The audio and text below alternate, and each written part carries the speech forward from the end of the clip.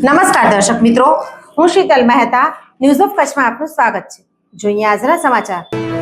રાપરમાં નાગેશ્વર મંદિરે શિવ મહાપુરાણ કથામાં ભાવિકો ઉમટી પડ્યા।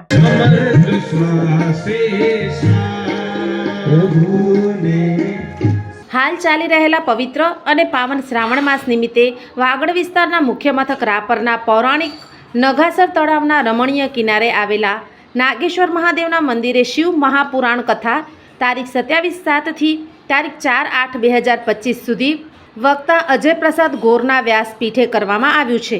જેમાં શિવ મહાપુરાણ કથા દરમિયાન શિવ વિવાહ, સતી પ્રાગટ્ય, ગણેશજી પ્રાગટ્ય, કાર્તિક સ્વામી પ્રાગટ્ય, દશાનંદ જ્યોતિર્લિંગ, 12 જ્યોતિર્લિંગના મહિમાનું સંગીતમય શૈલીમાં કથા રસપાન કરવા માટે રાપર, કલ્યાણપર, નીલપર, રતનપર, નંદાસર સહિતના આસપાસના ગ્રામ્ય વિસ્તારોમાંથી ભાઈઓ અને બહેનો ઉપસ્થિત રહી કથા શ્રવણ કરી રહ્યા છે। કથાના મુખ્ય યજમાન પદે પ્રાગજી જયસંગ માલી પરિવાર, અમરસિંહ રવજી દરજી પરિવાર, ધરમસિંહ દેવજી વાવિયા પરિવાર, લવજી મોમાયા દરજી પરિવાર છે। કથા દરમિયાન ખીમજીભાઈ માલી, નરેશ માલી, કાંતિભાઈ માલી, ગણેશભાઈ પટેલ, લખમણભાઈ માલી, વાલજીભાઈ ખેર, વિનોદ માલી, પરસોત્તમ માલી, અલ્પેશ મહારાજ તથા નાગેશ્વર મિત્ર મંડળ દ્વારા કથા દરમિયાન જહેમત ઉઠાવી રહ્યા છે। પૌરાણિક ગણાતા રાપરના નાગેશ્વર મહાદેવનો અનેરો મહિમા છે। શ્રાવણ માસ દરમિયાન દરરોજ વહેલી સવારે ભાઈઓ અને બહેનો દર્શનાર્થે ઉમટી રહ્યા છે। નાગેશ્વર મહાદેવ છેલ્લા 43 વર્ષથી મહાશિવ પુરાણ કથાનું આયોજન કરવામાં આવે છે, જેમાં સળંગ 29 વર્ષ રાયમલ બાપાએ કથાનું રસપાન કરાવ્યું। છેલ્લા 8 વર્ષથી અજય પ્રસાદ ગોર લલિયાણાવાળા હાલે સામખિયારીવાળા સરસ સુંદર મજાનું રસપાન કરાવે છે। અને નાગેશ્વર મંદિર 500 વર્ષ ઉપરનું પુરાણું મંદિર છે અને ગામના માણસોની ભક્તિ ભાવના બહુ સારી છે। બહુ પબ્લિક દર્શન કરવા આવે છે અને નાગેશ્વર સૌનું કલ્યાણ કરે છે।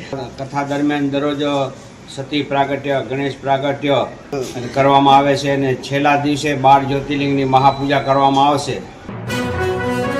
જીવન અને જ્યોતિષ દર બીજા અને ચોથા શનિવારે આ વિષય ઉપર જ્યોતિષાચાર્ય ડોક્ટર પ્રીતિ રાજગોરની મુલાકાત પલ્લવી શેઠ દ્વારા પ્રસ્તુત જોઈ શકાશે। ન્યૂઝ ઓફ કચ્છની ખાસ પ્રસ્તુતિ જોતા રહો। શું તમને ખબર છે ડેન્ગ્યુ તાવ એડિસ ઇજિપ્તી મચ્છરો દ્વારા ફેલાય છે। એડિસ ઇજિપ્તી મચ્છર દિવસે કરડે છે। આ મચ્છર ઘરમાં જમા થયેલ પાણીમાં ઉત્પન્ન થાય છે। આ મચ્છર ઉત્પન્ન ના થાય એના માટે શું કરવું જોઈએ? દર રવિવારે માત્ર 10 મિનિટ ફાળવીએ અને મચ્છરોને ઉત્પન્ન થતા અટકાવીએ।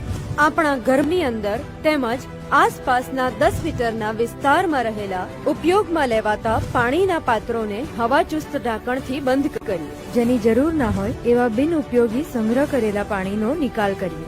એટલું જ નહીં, આ બાબતની માહિતી આપણે આપણા આસપાસના 10 લોકોને આપી આપણા શેરી અને મહોલ્લાને મચ્છરજન્ય રોગચાળાથી બચાવીએ। આપણા પરિવાર માટે 10 મિનિટ ફાળવીએ, મચ્છરોની ઉત્પત્તિ અટકાવી મચ્છરજન્ય રોગોથી બચીએ। આરોગ્ય અને પરિવાર કલ્યાણ વિભાગ, ગુજરાત સરકાર દ્વારા જનહિતમાં જારી। દર્શક મિત્રો, આજે તારીખ 30 જુલાઈ 2025 આ હતા આજના સમાચાર। આવતીકાલે ફરી મળીશું, ત્યાં સુધી મને રજા આપશો। નમસ્કાર।